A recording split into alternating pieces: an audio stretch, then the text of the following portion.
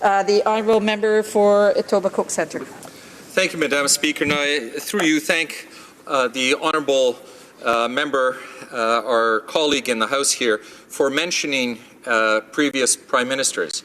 And we have a proud history of Canadian Prime Ministers since 1991, both Conservative and Liberal, standing shoulder to shoulder with the people of Ukraine. Prime Minister Brian Mulroney, the first Western leader to acknowledge Ukraine's independence in December of 1991, a day after the referendum for independence in Ukraine. Prime Minister Paul Martin, who during the Orange Revolution sent an unprecedented, up to that time, 500 electoral observers to Ukraine for the rerunning of the presidential elections. In fact, I note that former Prime Minister John Turner headed that mission.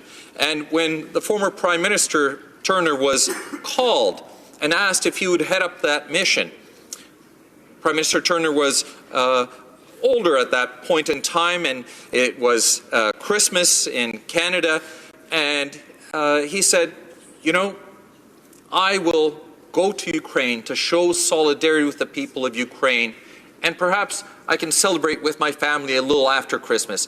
But this is too important that we show that we stand shoulder to shoulder with the Ukrainian people.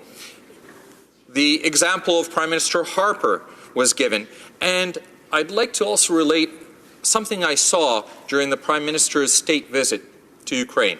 On the first evening, there was an event, and as usual, crowds were gathering around the Prime Minister. He noted two soldiers who'd had facial reconstruction surgery done, and he pointed them out to me.